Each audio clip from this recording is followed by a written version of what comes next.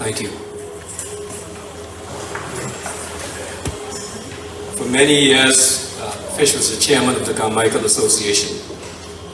He was an exceptional leader. He motivated all of us, and amazingly, he never left anyone's house without saying a prayer for them in that deep bass voice that he had. So Carmichael is going to miss our very own Barry White. Mr. Chairman, good to have you in Carmichael again.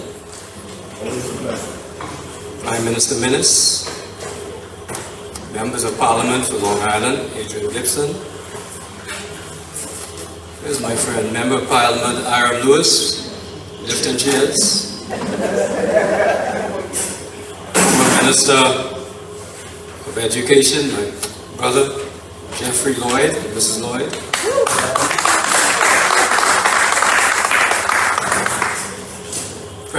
Madam President of the Women's Association.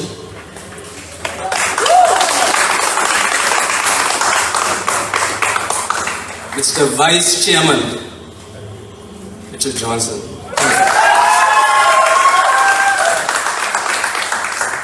If I didn't recognize anyone else, please forgive me, but it's good to see all of you here tonight. I've been asked to speak generally about the illegal immigration and illegal squatter community issue. And I want to emphasize at the very outset that anything I say tonight represents my personal views only. The topic is an emotive one, and it should be. At the same time, it's important for us to have an informed, non-partisan, and respectful national discussion on these issues, so the differing views may be aired and shared respectfully. At the same time, we must appreciate the role of social activism.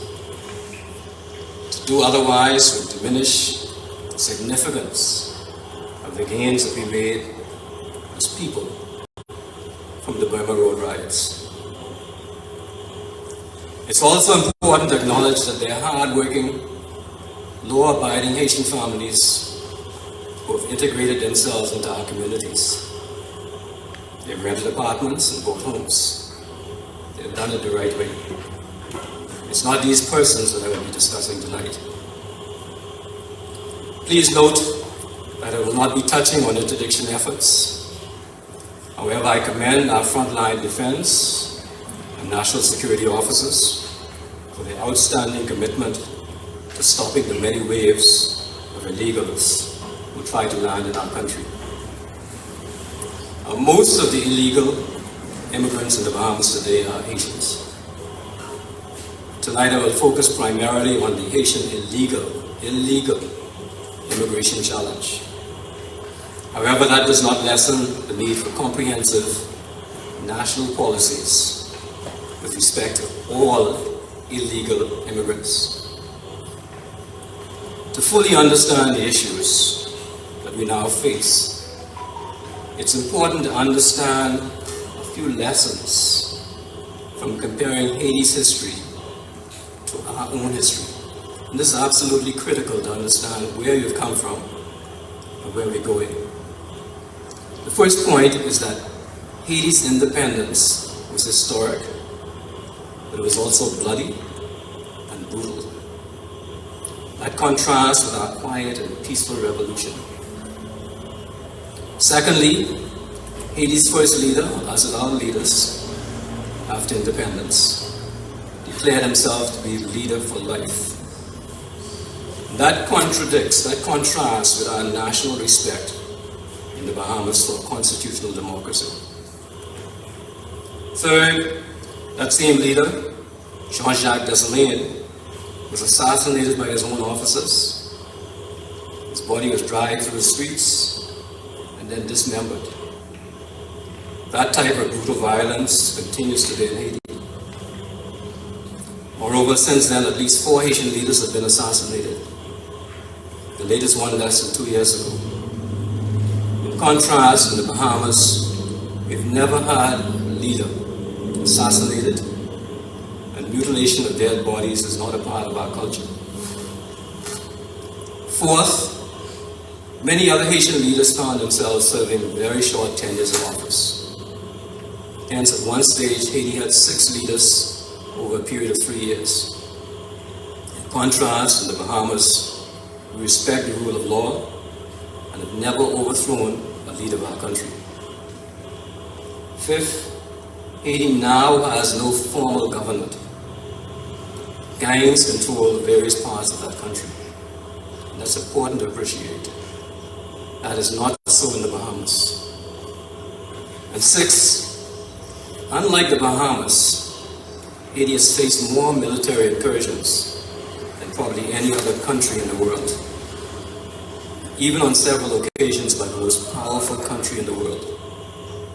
The Haitian people have a history of fiercely fighting back, so it is not the best idea for any foreign country to intervene in Haiti as a national policy.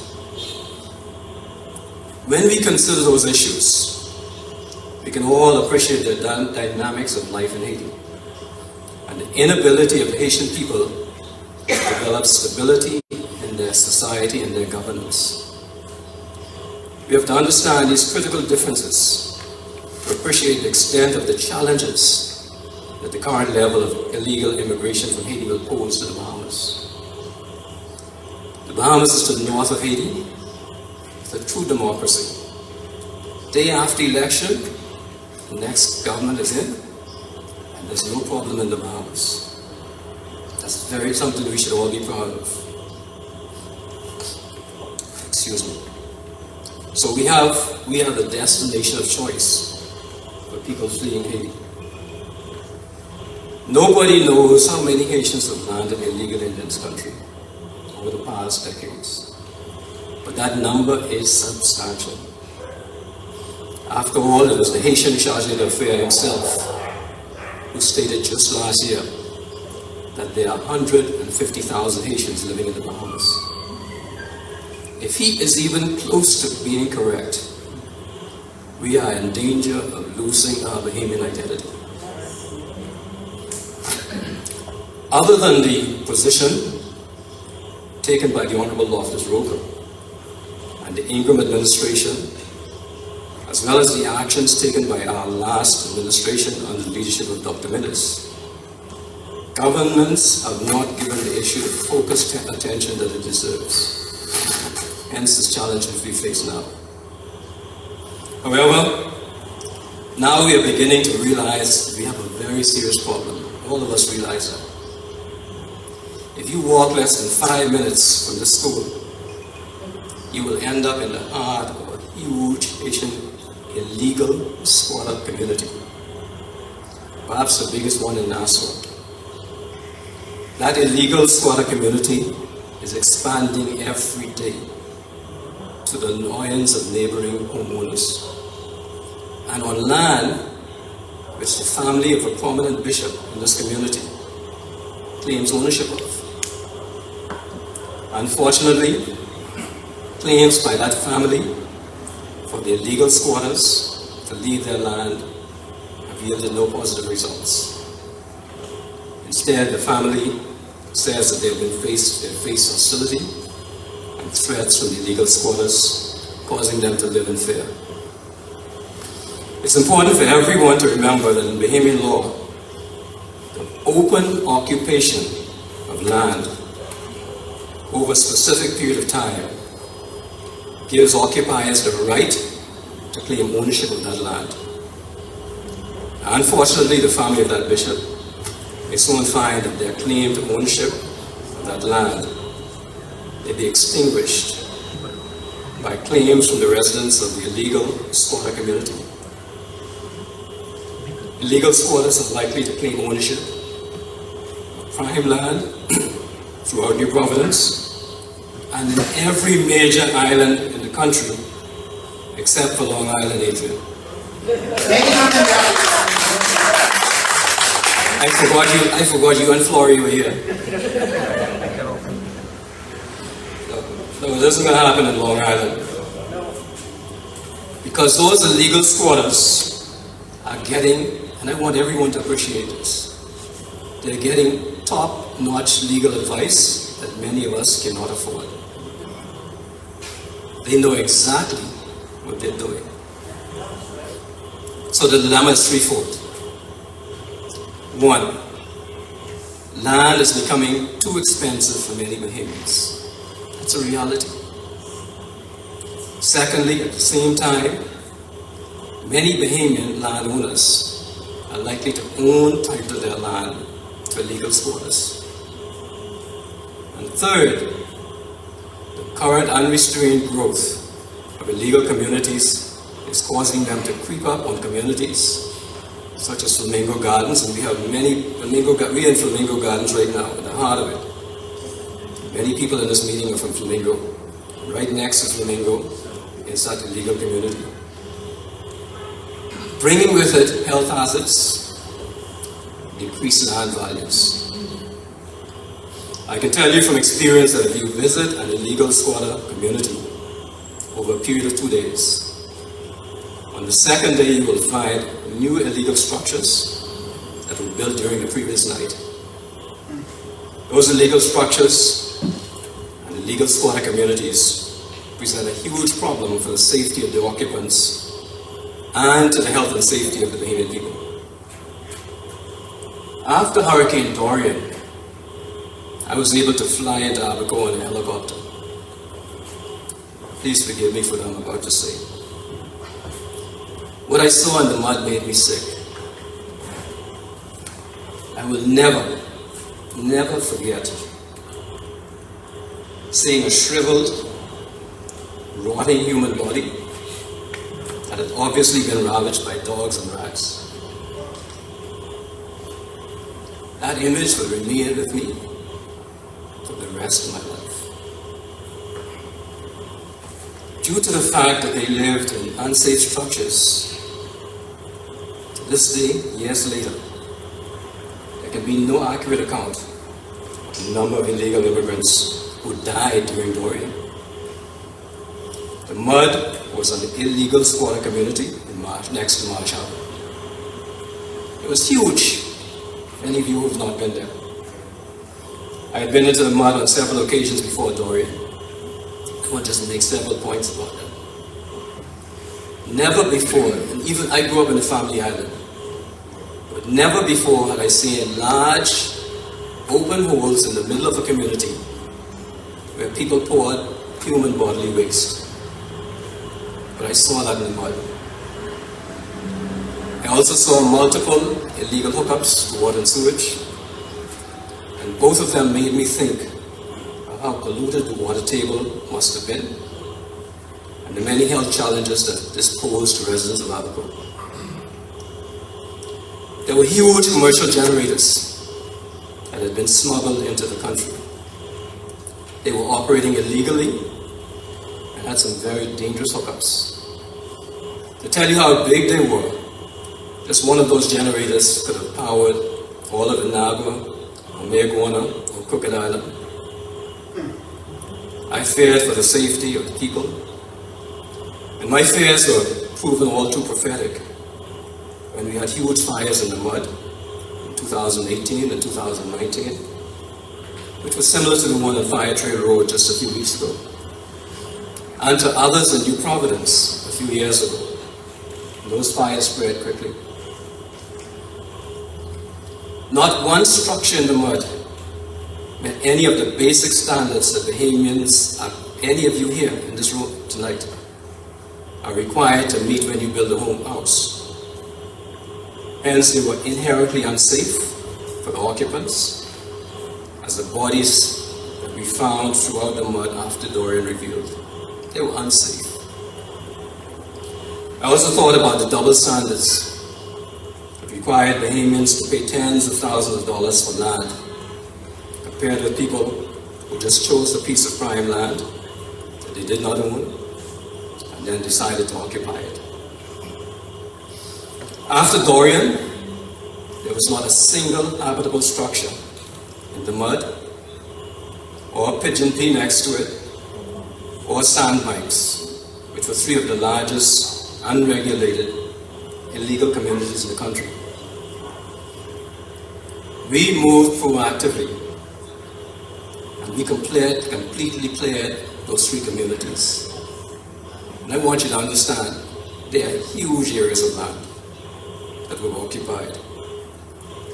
We fenced all of those areas off to protect them for the people of Abaco. And the Prime Minister was very insistent on that at the time, that was going to be protected for Abaconians. And then we turned our attention to a place called the farm, which is the center of much discussion tonight, which I will spend some time speaking about. But I want to emphasize right here that our actions were not motivated by xenophobia. There was no prejudice and there was no hate. Moreover, those actions were focused on all lawbreakers, not just the Haitians. We wanted to prevent the explosion of dangerous and illegal structures that we see happening right now in the Bahamas. To put that in context, let me refer to some recent news stories. First, on the 10th of November 2022, last year, our news reported, and I want to quote, "A disturbing revelation by the North Abaco Member of Parliament, Kirk Cornish, reveals that more than 260 structures were built in 2 shanty towns in Abaco." It goes on to say, it was revealed that the farm grew by an estimated 200 acres since Hurricane Dorian in 2019. Now just imagine 200 acres. No wonder Abaconians are so angry now. And they have every right to be. That is the land for our children and grandchildren. Secondly, on the 19th of January this year, Eyewitness News reported Central and South Abaco MP John Pinder yesterday said issues surrounding shanty towns in Abaco will soon reach a boiling point if immediate action is not taken to regain control of the island. It goes on to say Pinder told reporters outside Parliament that Abaconians were in danger of losing our father's place and expressed concerns over sanitation and wider disregard for permit laws. This is going on. It's concerning to me, quoting Pinder, it's concerning to me because there isn't any sanitary infrastructure at hand. There isn't the proper permitting, and things are being done that Bahamians and my fellow Abaconians can't do. We abide by the law. There's a certain procedure in place that makes a safe place for everyone to live. And right now, those areas that we are describing aren't doing that, and that's a problem, end quote.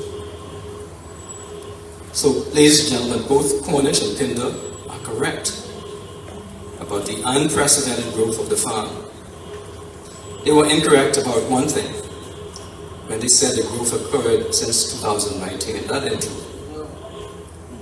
The government of today has the records at their disposal, including drone footage, to show that this unacceptable expansion occurred since September of 2021.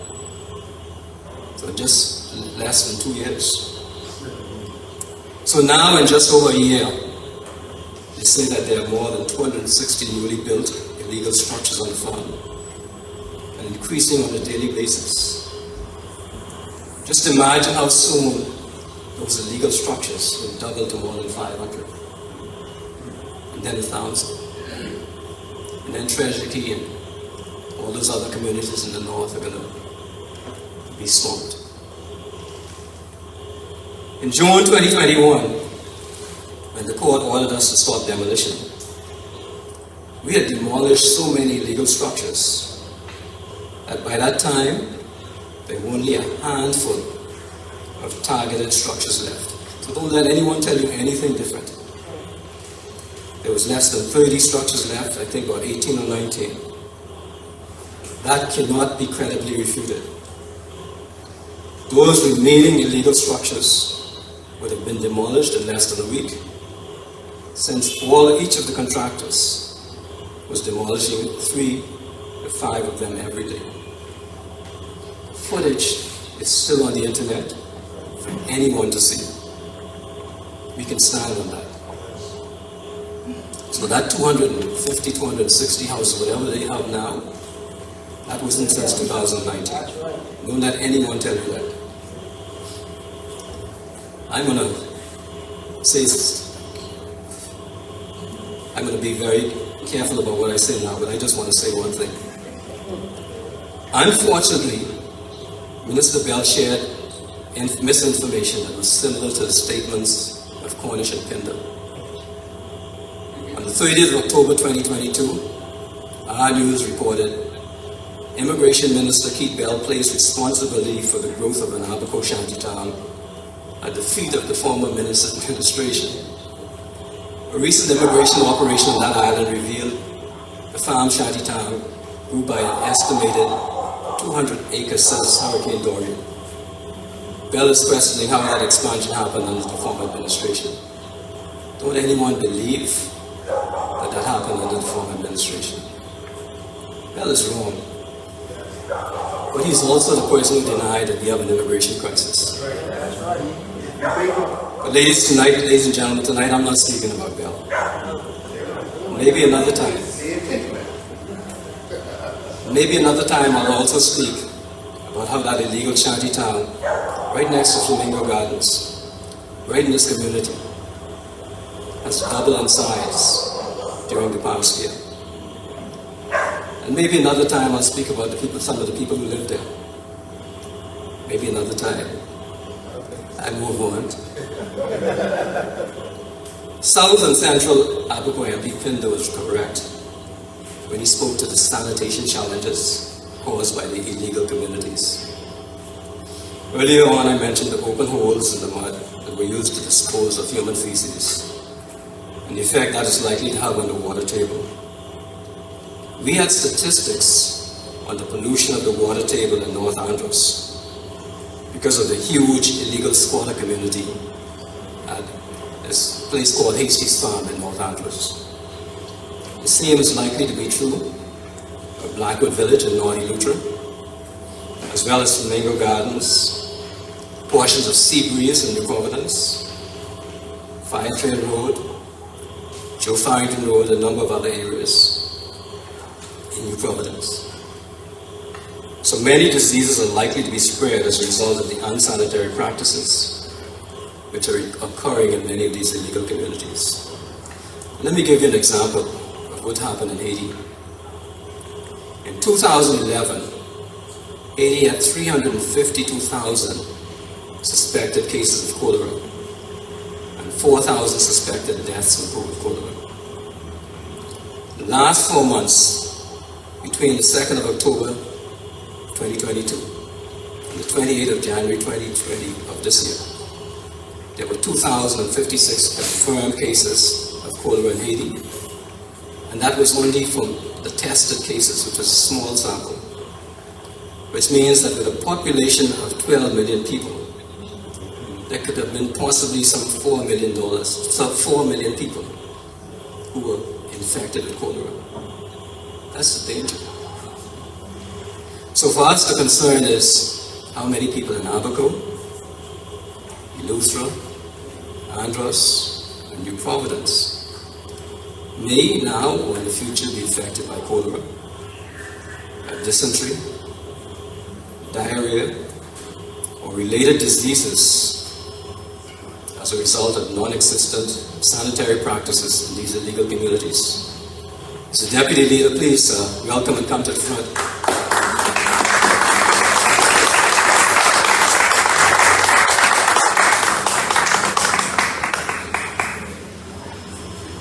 So as a result of those unsanitary practices in these illegal communities, we don't know who's sick.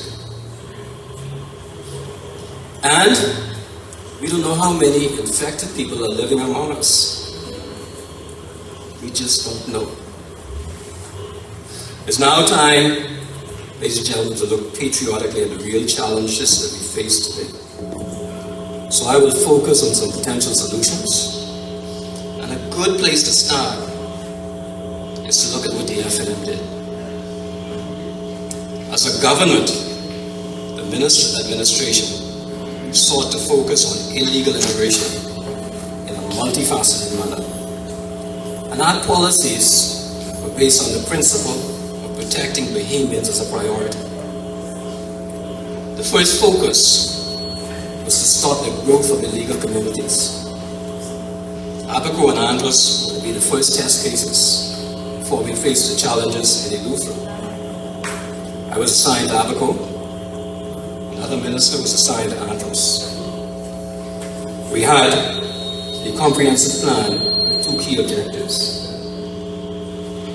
The first objective was to ensure that immigration to the Bahamas was regulated and kept at reasonable numbers.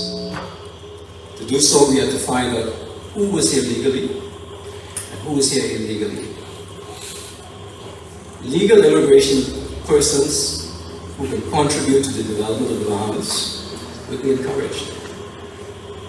Illegal immigrants would be apprehended and deported.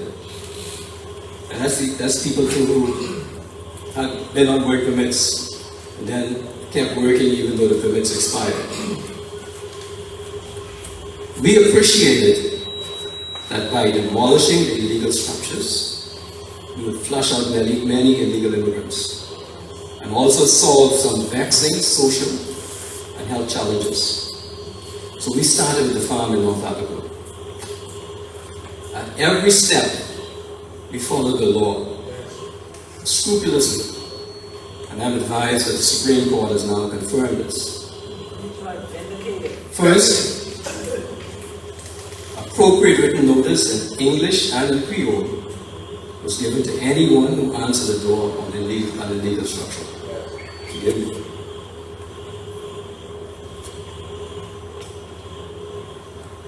If nobody answered, the notice was posted legibly on the structure in English and Creole, advising that the structure violated the laws of the Bahamas.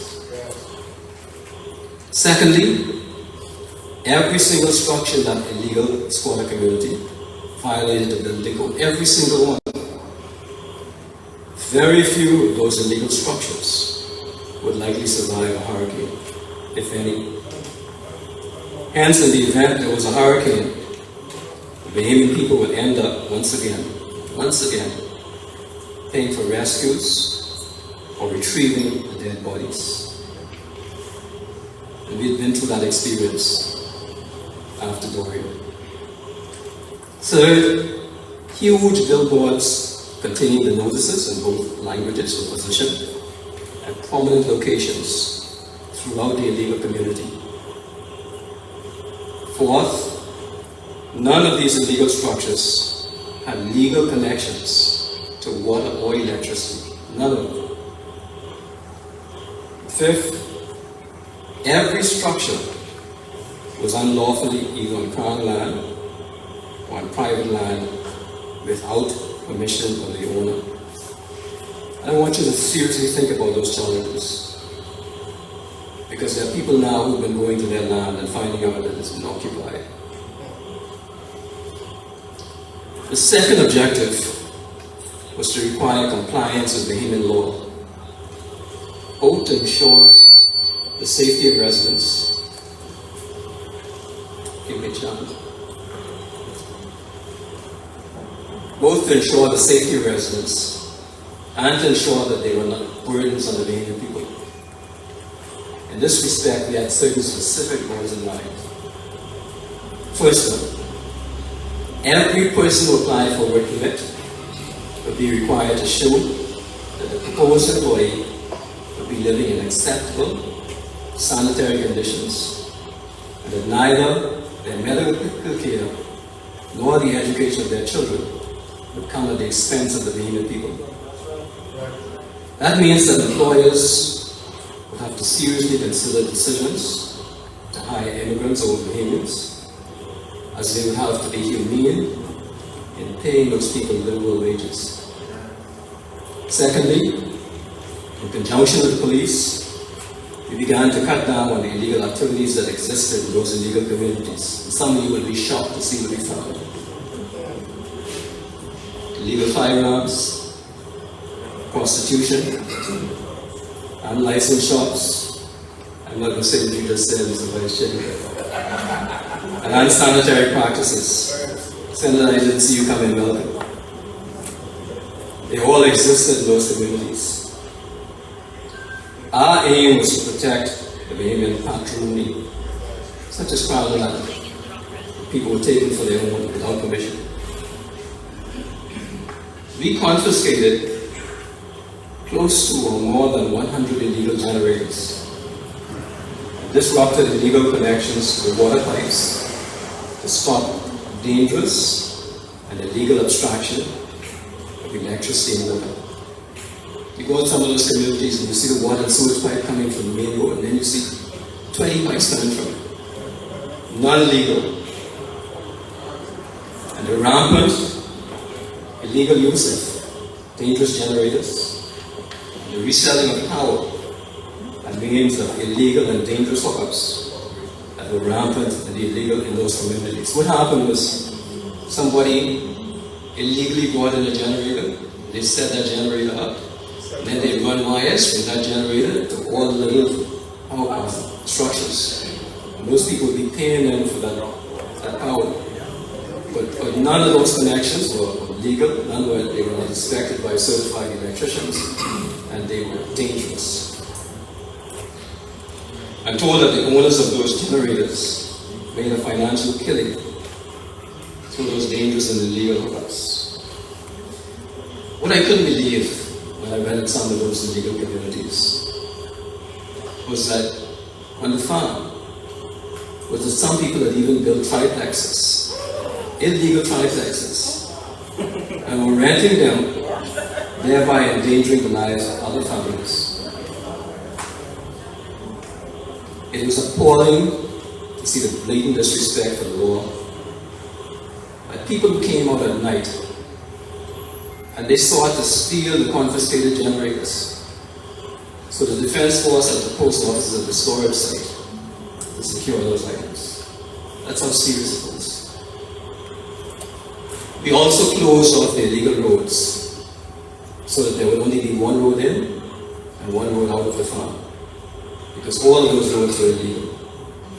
The police were vigilant in securing the entrance exit and in order to secure mobile observation posts that could guard the entrance for 24 hours a day.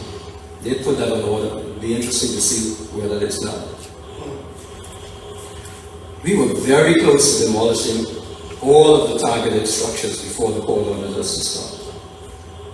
But even though we stopped the demolitions, we did not allow a single, not one more illegal structure to be built in the target area. So up until September 2021, not one illegal structure was built on the farm.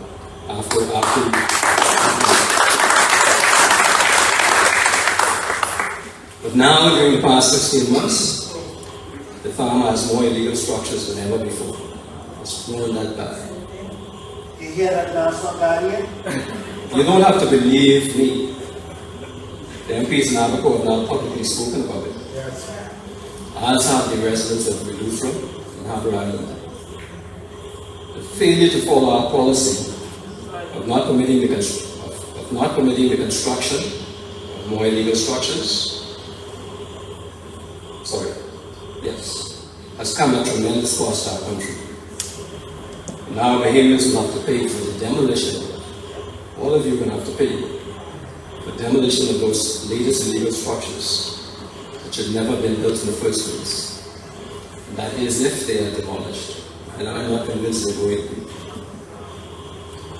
The way ahead requires the support of every Bahamian, every single one of you. It's important that we engage as a people in a critical national discussion. National pride must be foremost in our minds. As ordinary citizens, we can no longer afford the luxury of sitting back and letting the status quo of constructing illegal structures continue. It's important for all of us to remember that Sir Lyndon said, and I quote, "If Bahamians are prepared to stand up and fight and defend their own Bahamas, then we don't deserve it."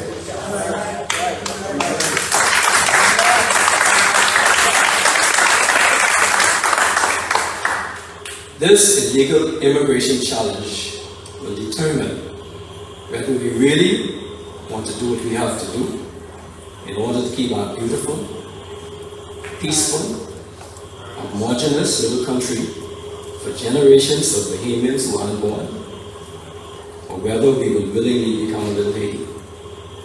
I say that very seriously.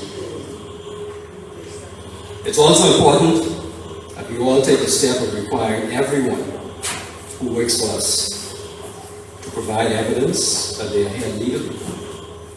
It's a small sacrifice on our part in protecting our national sovereignty and the futures of our children. We can all do our best to follow the examples of Long Islanders.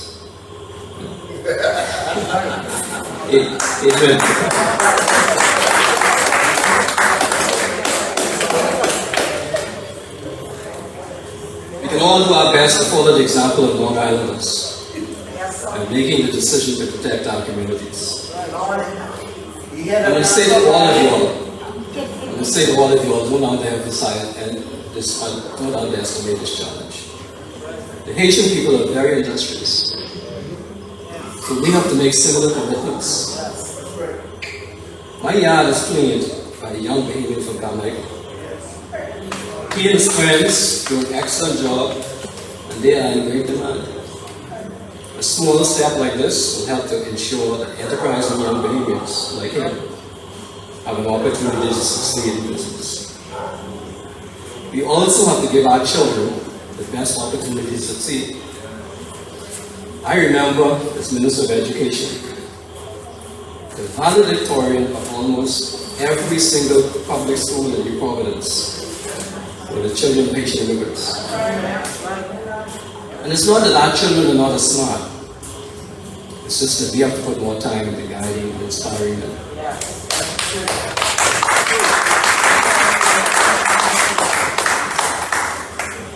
On the international level, it's clear that by itself, Haiti will not improve from internal efforts in that country.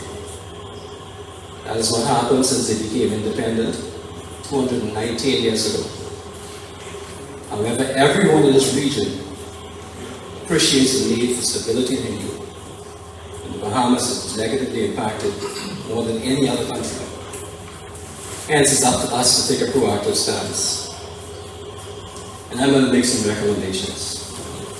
If I said some of them before, it's because I want you to hear it again and again. The first step is for us to follow the FNM's example by immediately stopping all construction in illegal communities around the country. Better late than never.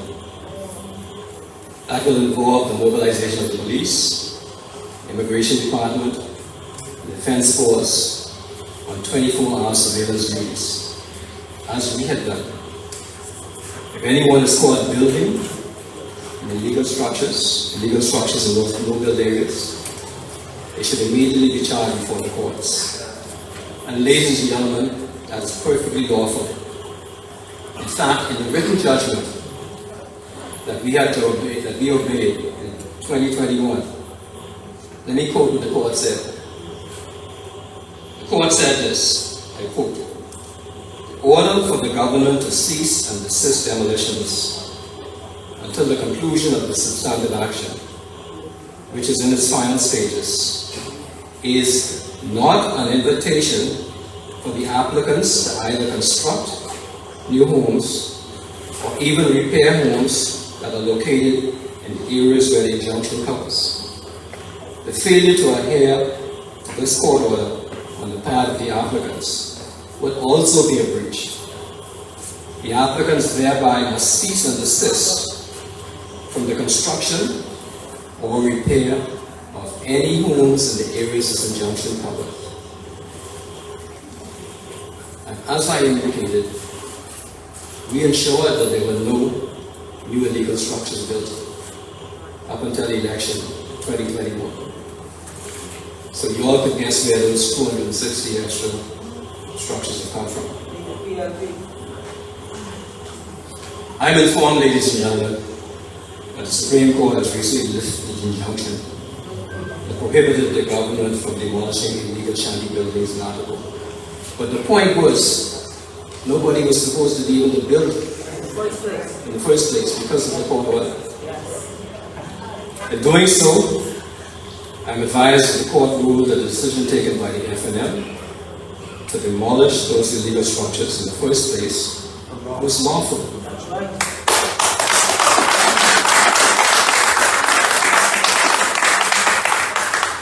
Hence vindicating our position and the actions that we took to protect Bahamians. Yes. Yes. So the second step is to urgently resume the demolitions that the FNM started. There's no shame in that. There's a heavy price to pay, as I indicated. Both of the MPs in Abaco have complained of the number of illegal structures that have been erected recently. But let me be very frank with you. The truth is that unless demolitions are resumed urgently, those illegal communities are going to continue to grow exponentially. Yes. Because the residents will think that we're not serious. They will look at us and say, oh, you are not serious.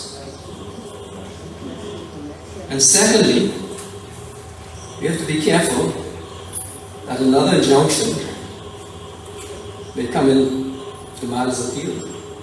As I tell you, no matter how humble these people may look, they're getting top-notch legal advice from very, very qualified lawyers. There is a moral obligation on our behalf to dismantle those illegal communities now and for the right reasons. Hence, the third step should be to create special courts in New Providence, Abaco, Lutheran and Andros, to expedite prosecutions. Every single one of those illegal structures is in breach of the Buildings Control Regulation Act, Electricity Act, Environmental Planning and Protection Act, and other legislation in our country. Every single one. Every occupant of those illegal structures may be charged before the special courts. And those courts, why I say special courts right there in the areas, is that those courts will be able to deal with matters on an urgent basis. Magistrates will issue orders for the deportation of illegals, and when I say magistrates will do this or that, believe me, I want to make sure that I'm not telling magistrates to do anything, I'm just speaking my views. And magistrates will also have the discretion, and I emphasize discretion, to conditionally discharge work permit holders on the condition that their work permit will be revoked and they may be deported, or if they show proof of illegal housing and full-time employment within a 30-day period. The fourth step is to identify the owners of the land where illegal communities are located and to give them notice to clean up their land within a specific period of time in accordance with the relevant laws. If they need assistance in cleaning their land, the government should assist them. It's unacceptable that anyone, if they refuse to clear the land, they should be prosecuted. Minister Randall Bells, welcome this space in the country.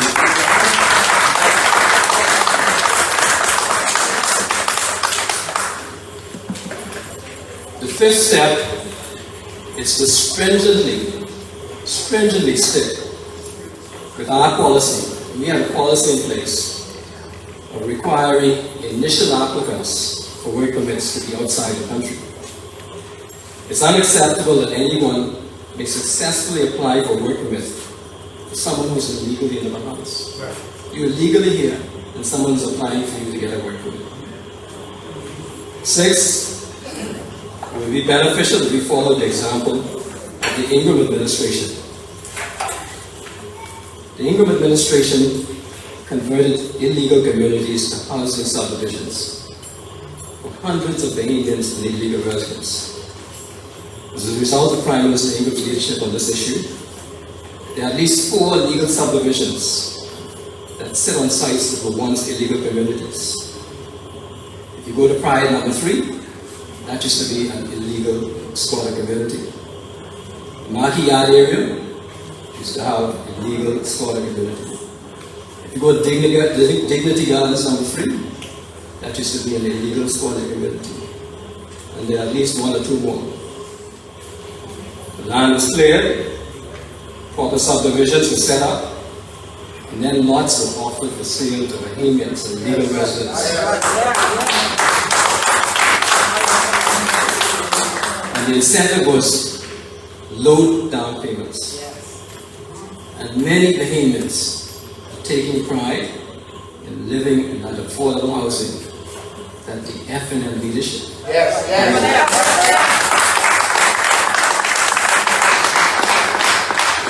locations where illegal communities were once located. Chairman, I have a few more minutes, is that all right? Okay.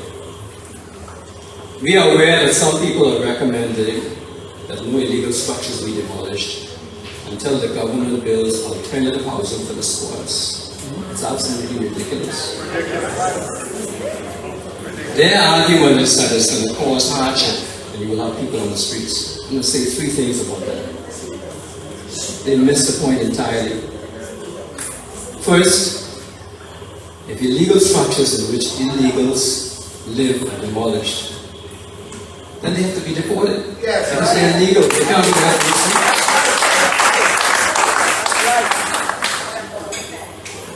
Secondly, if illegal structures in which work permit holders live are demolished, their employers have to satisfy the immigration department that they have suitable legal housing, or they will be deported and not left on the street. And the third thing is, if Bahamians are living in those illegal structures, they know better. They know better. They need to move. The reality is, it is impossible, and it is also bad public policy for the government to seek to build housing for persons who choose to live in illegal conditions in our country. The government does not have the resources to build all of the low-income housing that Bahamians require, much less housing for illegals. But let me emphasize once again that those who are illegally in the Bahamas and are squatting on illegal communities, they're not making any positive contribution to the country. In fact, they have become a financial burden on us, and they should be deported. The 7th suggestion I make is that provision should be made in legislation to provide an exception to Article 7 of our Constitution. And that article provides that any person who was born in the Bahamas after the 9th of July 1973, the persons who are not Bahamian citizens, let me quote, shall be entitled upon making application on attaining the age of 18 years or within 12 months thereafter, in such manner as they be prescribed, to be registered as a citizen of the Bahamas. Now the Constitution gives you out and says that one of the ways that you can get out of this is on the grounds of public policy. But what that article means is that if you were born in the Bahamas since 1973, you are entitled to apply to be registered as a citizen of the Bahamas, even if your parents came here illegally, and if they were here illegally and had no status in the Bahamas at the time you were born. It is a simple thing to develop rules under the exemption in the Constitution in the interest of public policy to indicate that one critical factor when considering applications such as that is whether the parents of the applicants were lawfully in the Bahamas when they were born. After all, the Bahamian leaders who wrote the Constitution could never have contemplated the state that illegal immigration would have grown to in less than 50 years. Yes. In my view, and this is my view, we also ought to impose a cap or quota on the number of immigrants who are naturalized as Bahamian citizens each year.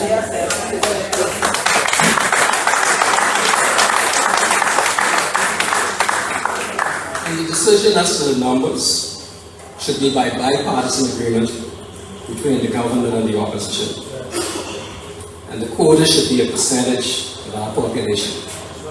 So I'm not suggesting any specific quota, but say for example, you take 1% of our population each year, and you subdivide that by citizenship. So you say X number of Americans, X number of Canadians, X number of Haitians, X number of British people, X number from Africa, etc., etc.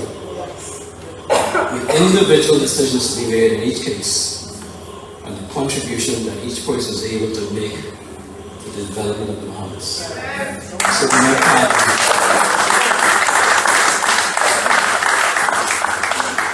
in that way, we will have control of the numbers of new citizens each year, and we'll be able to determine the overall makeup of the population of the Bahamas. My final comment on this point, is that it's critical that the Bahamian government does not agree to any more amnesties. You know, we did several amnesties in the FNM. Yes. There was a time when amnesties may have been a good idea, but that time is now past. It should not matter whether a person is here illegally for more than 1 year, or illegally here for 20 years. They're still in the country illegally. If we continue to grant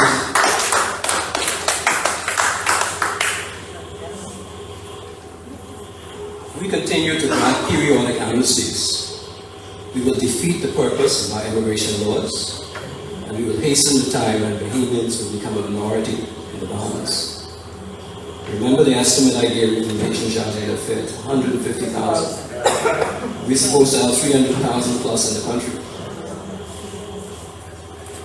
These are the first steps to creating a system of controls within the Bahamas in the interest of the Bahamian people, who we're supposed to be looking out for.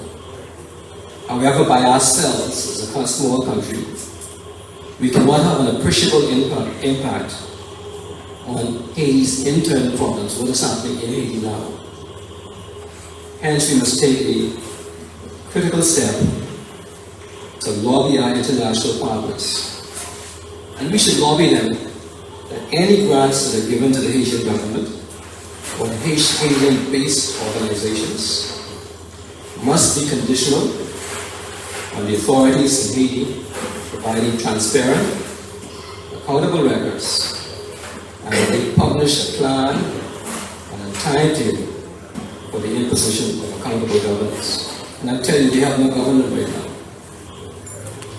Haiti is the recipient of Haiti is the main recipient of humanitarian aid in Latin America and the Caribbean.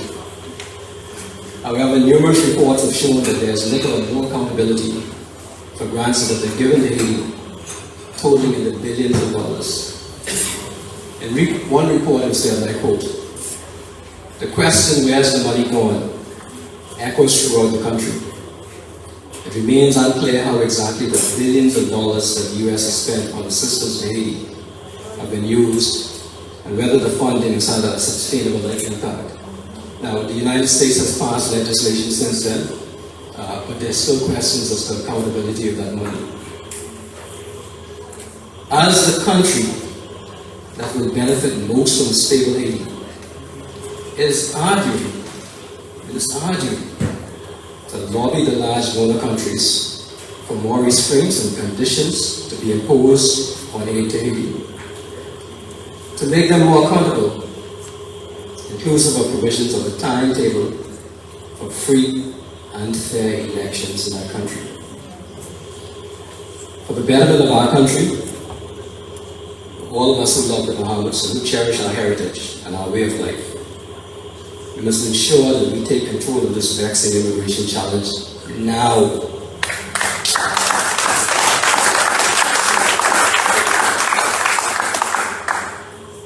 We know the consequences if we don't do it. In this way, government will have control over the numbers of new citizens each year, and hence determine the overall makeup of our population. Those are my ideas. And undoubtedly, there are other views out there, whether they are supportive or opposing.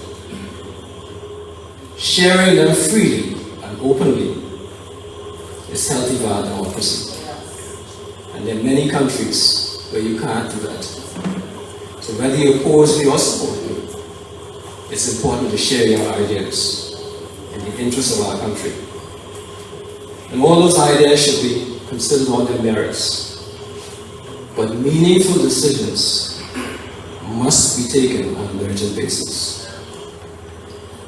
As I come finally, Mr. Chairman, to the end of these remarks, I urge all of you to cherish the legacy of our party. Yes.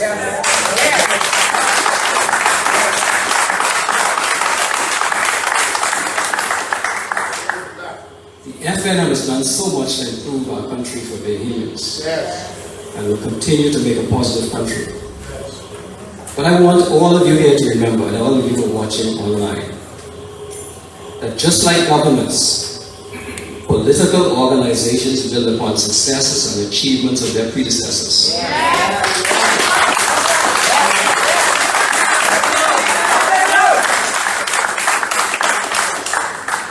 Whenever past successes are not cherished and shared, you're a cult, not a party.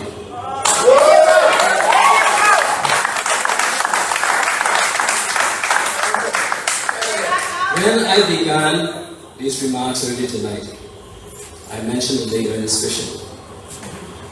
I'm going to conclude by briefly referring to another notable late Carmichael resident. He lived in the heart of Bel Air in Carmichael on the corner of Turtle Drive and Hamburger Street. Very few of you will know Elgin Copley's name. But every single one of you has heard his voice from what I call the official rendition of the FNM anthem, Keep the Fire Burning. That's Elgin Copley. I urge all Bahamians to follow Mr. Copley's advice, if only for the sake of your children and grandchildren, to please keep the fire of patriotism and national pride burning in your soul. Thanks so much.